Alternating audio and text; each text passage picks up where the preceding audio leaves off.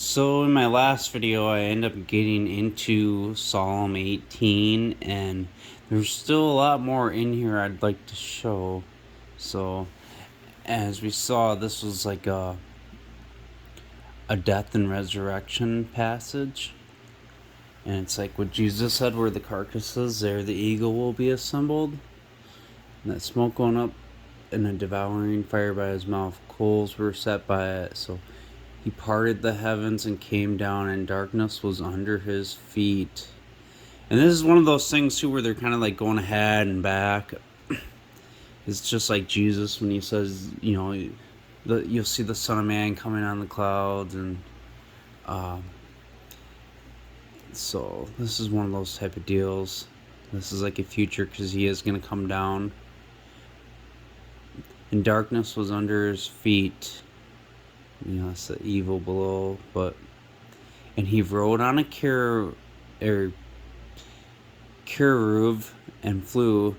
Yes, he flew on the wings of the wind, and he made darkness his secret place, his pavilion all around him, darkness of waters, thick clouds of the skies.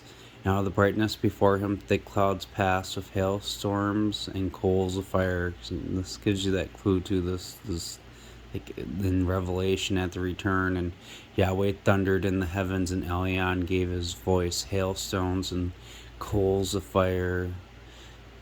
Now check it out. That pavilion, that can be like a thicket and booths, and I've talked about like a thicket and booths in other videos. I believe there's something about lying in the thickets in Amos, but I didn't really want to get into that too much. I was just kind of pointing that out for you if you want to look it up on your own. And like with booths, think of that when the transfiguration with Jesus, where his face shined and like the sun, and then what's his name, Peter, who didn't know what he was saying, said let's make a booth for Moses, Elijah, and Jesus. And I believe that's how he said it. I'm just paraphrasing. I didn't even look it over before saying this. So but he didn't know what he was saying because he was receiving a vision, because Jesus also said don't tell anyone the vision. And obviously it seems the Father put the words in his mouth to say that. You got like a booth right here. Remember Elijah coming on the before the great day, and then the Son of Righteousness rising with healing in his wings, and this one's flying with wings here. Now with the cherub, cherub, I mean. Hopefully I'm saying that right. But I'm going to show you types and shadows. Hebrews 8. Now in summary, over things being spoken, we have such a high priest who sat down at the right hand of the governmental seat of the majesty in the heavens, a servant of the innermost sanctuary, and of the true tent that the Lord pitched and not man. The tabernacle, you can almost say like a booth too with that. So, but and then Jesus in 9:11 of Hebrews, Christ, so having become a high priest of good things coming, by the superior, more perfect tabernacle, not made by hands. That is not of this creation, speaking of the creation of what Moses made. Nor by the blood of goats and calves, but by his own blood entered once and for all into the innermost sanctuary, having obtained age-enduring redemption. But let me just go back to chapter 8. So that true tent that the Lord pitched, not man. That's like that heavenly thing, not the shadow and representation that was built. For every high priest is appointed to offer gifts and sacrifices, from which it is needful for this high priest also to have something that he can offer. For indeed, if he were on earth, he would not even be a priest. There are already being priests who offer gifts in accordance with the law, who serve a representation and shadow of heavenly things, as Moses was divinely instructed about when being about to construct the tabernacle. He said, make everything in agreement with the pattern shown to you. But now that he has obtained a more excellent service, Much more so, he is a mediator of a better covenant, so which has been enacted on the basis of better promises. So, I mean, just seeing Jesus being a shadow, how it's a representation and shadow of heavenly things with that tabernacle and the stuff he made. And Jesus, though, is, he's that heavenly thing here, the one not made by hands, which we see in 9:11. And we know he's a servant of the innermost sanctuary. So look, and 9 kind of shows you about the Ark of the Covenant and all that, because even though the first did not have a judicial requirements of divine service and the furnished sanctuary, the first tabernacle wasn't constructed. Remember, Jesus is that more perfect tabernacle. He's that first one here in this picture Paul's giving us, in which were both the lampstand and the table and the setting out of loaves, which is called the sanctuary. And after the second veil came a tabernacle called the innermost sanctuary.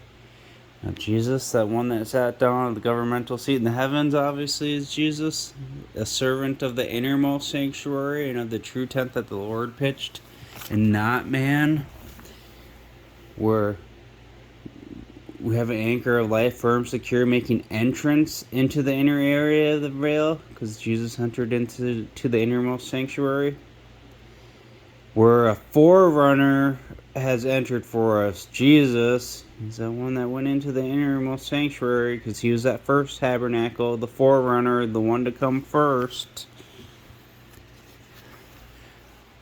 See, but with his own blood entered once and for all into the innermost sanctuary.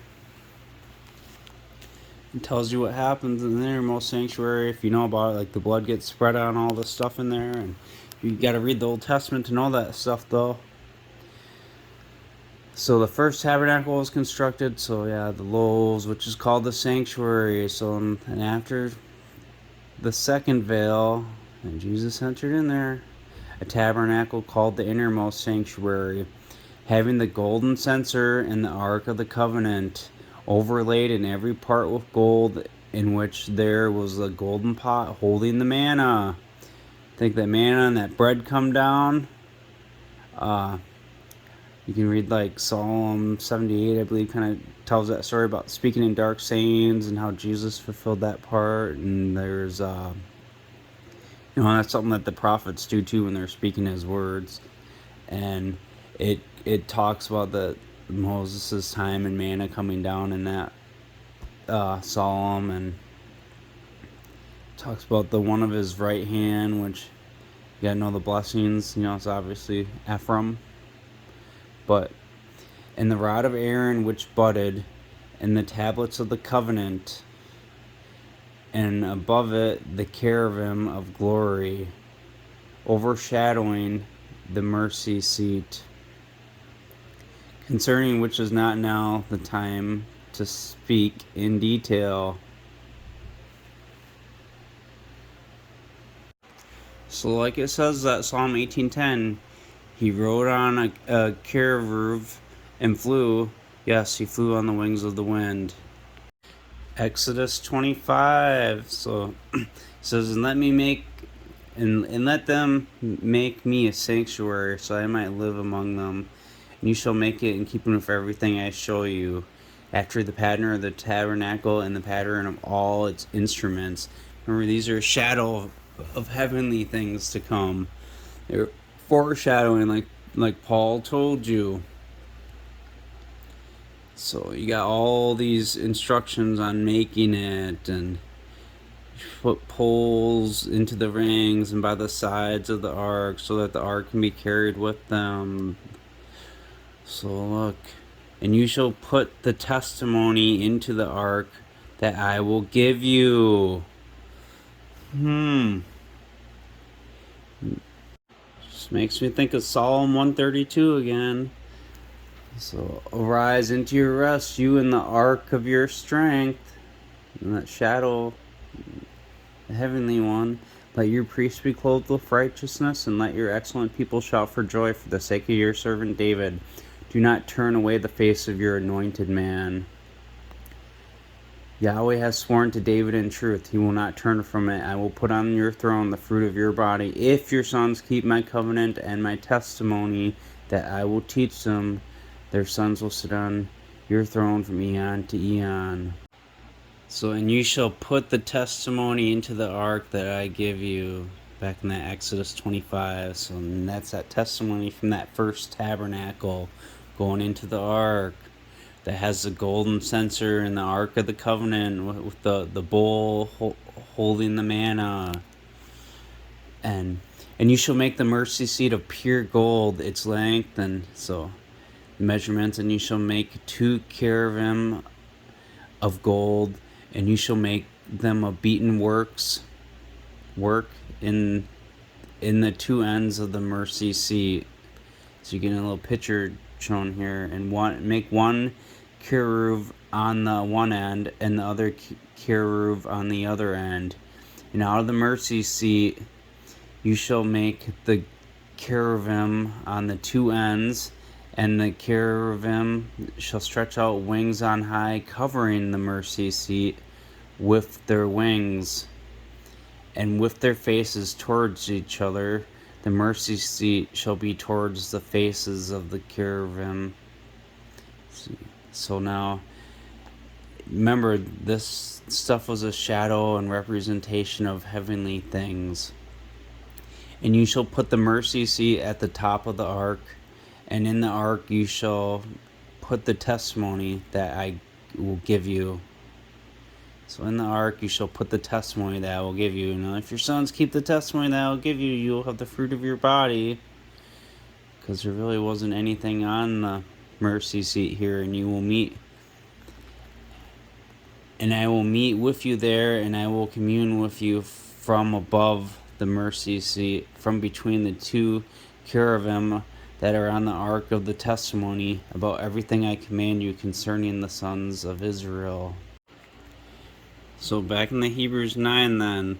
So if you notice then, so you had those 2 cherubims, right, beside each other on one end, and their wings were covering the mercy seat, and with that mercy seat facing their faces. So you'd have to be, my index finger here being, the one in the middle, would have to be slightly behind them or in front of them. Like, so with those 2 being in front, so his face could face their faces that were looking towards him, covering him with the wings. But so you see that tabernacle, the innermost sanctuary, having the golden censer, that must be that golden crown around the overlay part, which I'll read that next. It must be what he's talking about, which is kind of foreshadowing of them being kings. And the Ark of the Covenant overlaid in every part with gold, in which there was a golden pot holding the manna, which we'll get to it in Exodus 25 too, and the rod of Aaron which budded in the tablets of the covenant, and above it the cherubim of glory overshadowing the mercy seat. But the mercy seat was covered with the wings and stuff. But look, concerning which is not now the time to speak in detail.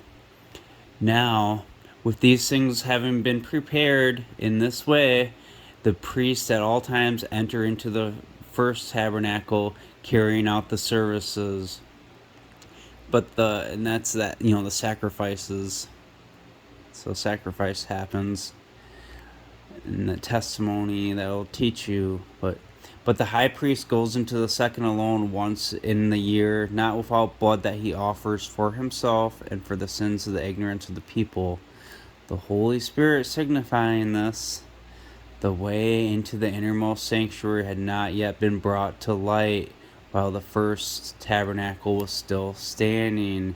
See, there wasn't that cherubim shown in the middle in Exodus 25. The wings are covering over where the mercy seat would be on that ark, and they were a shadow. These things were a shadow and representation of the heavenly things. So that first one was going to come first, and he has to pour his blood into that mercy seat, and that has to happen, and the death of the anointed man has to happen for him to be on the mercy seat, which was a figure pointing to the present time, in which gifts, sacrifices were offered, not being able to make the worshiper perfect in regards to conscience, consisting only of foods and drinks, various washing rituals, and flesh-natured requirements until a time of reform.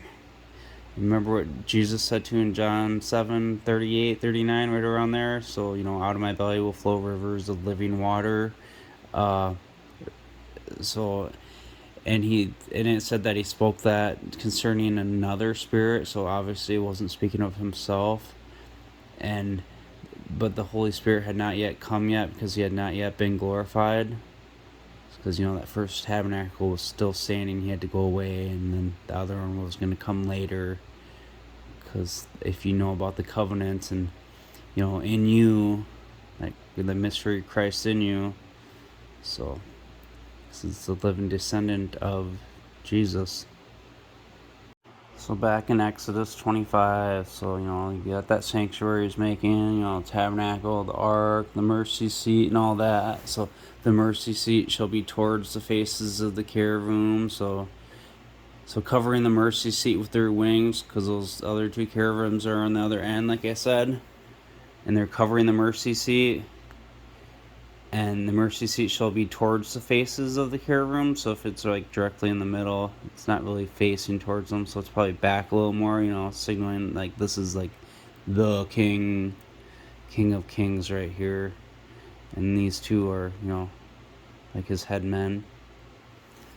But so, and you shall put the mercy seat at the top of the ark. In the ark you shall put the testimony that I'll give you. So obviously Jesus being that servant of the innermost sanctuary, and it talks about, him being the more perfect tabernacle, not made by hands, not of the blood of goats and bulls, but of his own blood. And he entered once into the, innermost sanctuary. So, but obviously that hadn't yet come yet. The Holy Spirit signifying this. So, and usually now right here he starts about, making other stuff, and I think this is where Paul was saying, and the golden censer and all that, and you shall overlay it with pure gold and make it for a crown of gold and all the way around, and you shall make for it a border of one hand. So you shall make a golden crown all the way around its borders, and make 4 rings of gold for it. Think those 4 rings, those 4 stones from Zechariah and stuff. So Jesus, 2 witnesses, and Ephraim, Christ, the one that, the last one to come, or the one to come after Jesus, I should say. First will be last, and the last will be first. And you shall make the poles of, so overlay them with gold, so that the table can be carried with them. Remember that table had the sacrifice on it? And you shall make its dishes and its ladles and its covers and its bowls with which to make a drink offering. See that? That blood and stuff is going to go in there. Then you got like those types and shadows in Leviticus 10 of eating the offering, and the one made without leaven. And you shall make them of pure gold, and on the table you should set showbread before my face at all times. You should make a lampstand of pure gold, and the lampstand shall be made of beaten work. And so, yeah, that's, I believe that's in that first tabernacle, and so, but yeah, and these are in the second part behind the veil. So just kind of a quick little recap. So we see that first tabernacle, which, that sanctuary, and it was these things are representations of, heavenly things coming. So Christ will have become the high priest of good things coming by the superior, more perfect tabernacle, not made by hands, not of this creation, what Moses made, nor by the blood of goats and calves, but by his own blood entered once and for all into the innermost sanctuary. So, and then you got that drink offering going into that, that golden pot holding the manna. So when we've seen that, that's a drink offering going in there. That's, his blood of the covenant, and the oil just like in the type and shadows we've seen in the covenants when the pillars were being made, and he poured water and oil on those stones. So as Moses was divinely instructed about to make the tabernacle, he said, make everything in agreement in the pattern shown to you on this mountain. So it's a shadow and representation of heavenly things. But now he has obtained a more excellent service. Much more so is he also a mediator of a better covenant. And like it says, then Jesus has become a guarantee by a much better covenant. And there's the order of the Melchizedek, sworn one. Jesus sitting at the right hand in the heavens, a servant of the innermost sanctuary. So we see there's, two of them there. And then, the two witnesses too. And check it out. So he entered once in the innermost sanctuary, and, it says he, how much more by the blood of Christ, who by the Eonian Spirit offered himself without spot to God. Purge yourself from your conscience from dead works into serving the living God. So on account of this, he is a mediator of a new covenant. So he's that guarantee of that, of a much better covenant, like it says in 7:22. Okay, so that on death having taken place as a redemption price for transgressions under the first covenant, those having been called might receive the promised age-enduring inheritance. For where there is a testament, it has to be announced at the death of a testator. So the first one has been announced that way, and Jesus is a mediator of a new one, of a much better covenant. But that needs a testator to confirm it too.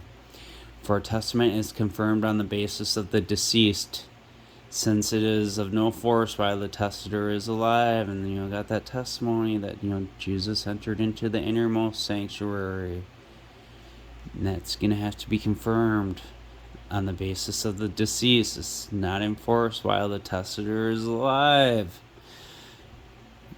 David Ephraim needs to die, and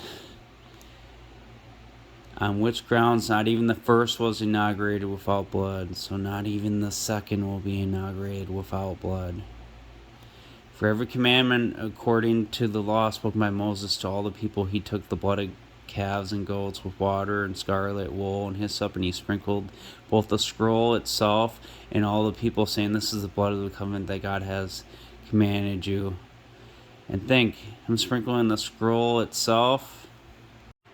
Ezekiel 3:1. In addition, he said to me, son of man, eat what you find, eat this scroll, and go speak to the house of Israel. So, that blood entering the innermost sanctuary, and he sprinkled blood on the scroll. That was a type and representation and shadow of the heavenly things coming. So I opened my mouth, and he caused me to eat the scroll. And he said, son of Adam, cause your belly to eat and fill your bowls with the scroll I give you. And then I ate it, and it was in my mouth like honey for sweetness. And then you kind of find out about it being bitter, going away from in bitterness. Let's see. So the Spirit took me away, and I went in bitterness. And Revelation 10:9, and I went off to the messenger, asked him to give me the little scroll, and he said to me, take it and eat, and it will make your belly bitter, but in your mouth it will be as sweet as honey. And I took it and I ate it, and in my mouth it was as sweet as honey, and as soon as I had eaten it, my stomach was made bitter. Leviticus 10:12. So take the meal offering that remains from the offerings of Yahweh made by fire, and eat it without leaven beside the altar.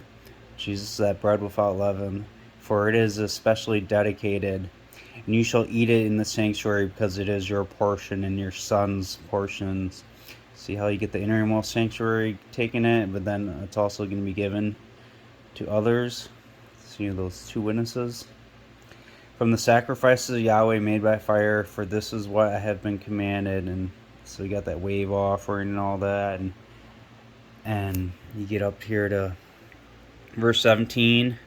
Why have you not eaten the sin offering in the sanctuary, seeing that it is especially dedicated? He has given it to you to remove the iniquity of the assembly, to make atonement for them before Yahweh. Look now, its blood was not brought inside the sanctuary. You should have eaten it in the sanctuary. So he's supposed to take it into the innermost sanctuary. So we see the rich prophecy inside of Hebrews 9. So now these things having been prepared this way, the priest enters all times into the first tabernacle, carrying out the services. But the high priest goes into the second alone in the year, not without blood, that he offers for himself and the sins of the ignorance of the people. Now, what did it say before, verse 6? Overshadowing the mercy seat, concerning which is now not the time to speak in detail. So the Holy Spirit signifying this, the way of the innermost sanctuary, not yet to have been brought to light while the first tabernacle was still standing, which was a figure pointing to the present time in which gifts and sacrifices were offered, not being able to make the worshiper perfect in regards to conscience. And that's why you read it wasn't the time yet, because look in verse 24, for Christ did not enter into the innermost sanctuary made by hands, any types of true things, but into heaven itself, now to appear on our behalf in the presence of God. So the thing is, the second sanctuary wasn't there at the time when he wrote that. So not that it so that he should offer himself repeatedly in the way the high priest enters into the innermost sanctuary year by year by the blood of another, since it would have been necessary for him to have suffered repeatedly since the foundation of the world. But now once, he entered into heaven, he's waiting for that innermost sanctuary to come. So towards the completion of the eons, hey, what will be the sign of your comings and the completions of the eon? Matthew 24. No. He has been revealed for the abolishing of sin through the sacrifice of himself. It's talking about that Holy Spirit to come. And just as it is destined for men to die once, and after this judgment, so also Christ, having been offered once to bear sins of many, will be brought to light a second time without sin to those the citizen waiting it out for him for salvation. So that the second time, that's that innermost sanctuary coming, because he's not going to die again, because the second one still needs to be confirmed by the death of a testator. So, like they asked Jesus in Matthew 24:3, tell us what will these things be, and what will be the sign of your magisterial presence in the completion of the eon? So Jesus is answering in relation to the completion of the eon. He's talking about the birth pangs and all that. He says, in this gospel, the kingdom will be proclaimed in all the inhabited world with a view towards a testimony to all the nations, and then the end will come. There's a testator coming. And his testimonies in the innermost sanctuary. You see the abomination of desolation. That's when he's going to be killed. So lightning flashing right here. So I told you ahead of time, for just as lightning comes from the east and flashes as far as the west, so will be the magisterial presence of the Son of Man. For wherever there might be a carcass, there the eagle will be assembled. That's that tester dying. So I just wanted to point this out quick too. So in Hebrews 9:3, so the second veil, the tabernacle called the innermost sanctuary, so it had the Ark of the Covenant and holding the manna, and it said above it the cherubim of glory overshadowing the mercy seat, concerning which now is not the time to speak in detail. See, in Exodus 25, you see the two cherubim, so overshadowing the mercy seat, and there wasn't a cherubim in the middle, but we know it's going to be one with wings. He basically just told you right there. Because go to Isaiah 6:1, and in the year of the death of the king Uzziah, I saw clearly Adonai sitting on a throne high and above it, sitting above the mercy seat. You get it? And his train filled the temple. Above it stood the seraphim. Each one had 6 wings. 2 he covered his face, and 2 he covered his feet, and with 2 he flew. See, so in the cherubim you had the 2 on the side, and then him in the middle facing them. So, and their wings were covering the mercy seat, but now he's above it, and he's got the 2 he flies with it. So Paul knew how it was a shadow and representation of heavenly things to come, and he knew this right here was that heavenly thing. And one called to the other, and he said, Holy, holy, holy is Yahweh Sabaoth. The whole earth is filled with his splendor. And the posts of the door moved at the voice of him who called, and the house was filled with smoke. It's kind of like, too, in that Psalm 18 with the nose breathing in the smoke. And we read that, too, in, was it Isaiah 65? But woe is me, for I am cut off for a man of unclean lips. I live in the midst of a people of unclean lips, and my eyes have seen the King, Yahweh Sabaoth. Then one of the seraphim flew to me with a live coal in his hand, snatched with tongues from the altar, and he touched it on my mouth, and he said, See now, this thing has touched your lips, your iniquity is taken away, and your sin is atoned for. It's like type in shadows, like the blood of the covenant and stuff, from the blood of Jesus, and then the couple sacrifices, so the one made without leaven, and I heard the voice of Adonai saying, Who can I send? Who will go for us? And I said, Here I am, send me. And he said, Go and tell this people, and hearing you hear, but you do not understand, and seeing you see, but you do not perceive. Declare the heart of this people fat, and make their ears heavy, and shut their eyes, in case they see with their eyes, and hear with their ears, and understand with their heart, and turn and are healed.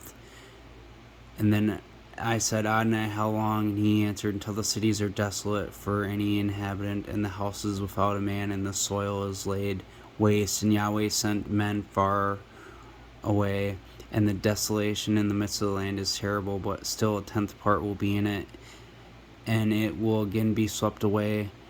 And yet, like the terebinth tree and like an oak tree, when they are felled, have their stump. When they are felled, have their stump, so will the appointed seed be its stump. And a terebinth tree too, that's over by Bethel. There's a video I've done on that with those trees. And that stump, that root of Jesse, that one to come. Because this one saying, Here I am, send me, that's Jesus. That's the 4 stones there. Those 4 stones are 4 rings, from the type and shadows of, the representation of the Ark of the Covenant from Exodus 25. But a shoot will come out of the stump of Jesse, and a branch out of its roots will bear fruit, and the Spirit of Yahweh will rest over him, the Spirit of wisdom and discernment, the Spirit of counsel and might, and the Spirit of knowledge and of reverence of Yahweh. John 12:23, which Jesus answered them, saying, The hour has come for the Son of Man to be glorified. Truly, truly, I say to you, unless a grain of wheat falling in the ground should die, it remains alone. But if it should die, it bears much fruit. He is a tester of the new covenant. And he who loves his life will lose it, and he who loves less his life in this world will reserve it into Eonian life. Taking the tabernacle of Jesus. You proclaim this message, you will be hated. And if anybody serves me, let him follow me. And where I am, there also my servant will be. And if anybody serves me, the Father will honor him. And at this moment, my mind has been troubled. And what shall I say? Father, save me from this hour. But on account of this, I came for this hour. Father, glorify your name. And asking for himself to be glorified too, because Jesus was the messenger of all this stuff coming. He's setting it all up in motion. He's eminent. And the voice came out of heaven, I have both glorified it and will glorify it again. So the crowd who stood by and others heard suggested thunder to have struck. Others said a messenger has spoken to him, or an angel has spoken to him. And Jesus answered and said, This voice came not for my sake, but for your sakes. Now the judgment of this world, now the ruler of this world will be thrown out. He's speaking in future references that Son of Man is going to be killed. And as for me, when I am lifted up from the earth, I will draw all people to myself. However, he said this signifying by what kind of death he was about to die. Because now, he's talking about himself at that point, not that Son of Man and the ruler. The crowd answered, We have heard out of the law that the Christ remains throughout the eon. So how can you say the Son of Man must be lifted up? Who is the Son of Man? So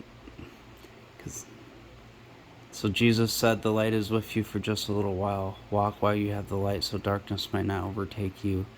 For he who walks in darkness does not know where he is going. While you have the light, believe in the light, so that you might become sons of the light. Jesus spoke these things and departed and was hidden from them. Although he performed these signs in their presence, they did not believe him, so that the oracle of the prophet of Isaiah might be fulfilled, which said, Lord, who has believed our report, and to whom has the arm of the Lord been revealed? By account of this, they were unable to believe, because additionally Isaiah said, He has blinded their eyes and hardened their hearts, so that they do not see with their eyes or understand with their heart and become converted, and I would heal them. Isaiah said these things when he saw his glory and spoke about him, the glory of the Son of Man. Because look, this is Isaiah 6, 9 through 10, where it said, and he said, Go and tell this people, and hearing you will hear, but you do not understand, and seeing you will see, but you will not perceive. Declare the heart of this people fat, and make their ears heavy, and shut their eyes, in case they see with their eyes, and hear with their ears, and understand with their heart, and turn and are healed. See, I can tell that was Jesus, and I heard the voice in Adonai saying, Who can I send? And who will go out for us? Those ones that are from the Ark of the Covenant, the seraphim, their wings covering the mercy seat, and that Ark of the Covenant above it. See the type and shadows of that? And then he said, Here I am, send me. Go and tell this people. So, boom, Jesus went and told them all about him coming, and they didn't hear or understand. So you see in John 12, then when the crowds, they were saying, How can you say the Son of Man must be lifted up? Who is the Son of Man? Because when they heard out of the law that the Christ must remain throughout the eon, they didn't understand. They were blinded and hard, and they had no idea what Jesus was talking about. And that kind of can confuse the reader now, too, when they're reading it. And so that's why I'm showing you these things, so you understand about the Ark of the Covenant, the innermost sanctuary, and the first tabernacle. So back in Psalm 18, so we got this death, the floods, a useless match, just like that Psalm 69. I spoke about this in more detail in my last video. But so you got the death, and then you got his resurrection, and he rode on the cherub and flew on the wings of the wind. So this is that where the carcasses, the eagle will be assembled, and you'll see that sign of the Son of Man. So, and then you got this Revelation references, the hailstones and the thunders in the heavens, and Elion gave his voice, hailstones and coals of fire. Yes, he sent out his arrows and scattered them. Think when he first goes away, he first runs away. He's rescued for Jeremiah 49, and it talks about the eagle being raised up, with the wings. And then in Jeremiah 50, he comes back, and all of a sudden they run away. That's them being scattered. And he shot out lightnings and confounded them. Well, I'm gonna show you something in Genesis, but then I also want to go back to this. So Genesis 49:22, Joseph is a fruitful bow, fruitful beside a well. His branches overclimb a wall, but masters of arrows provoke, and they shoot arrows and hate him. See, they're coming against him. But his bow abides in agility, and his hands are made supple by the hands of the Haver Jacob, from the shepherd, the stone of Israel. Raha shepherd, even stone.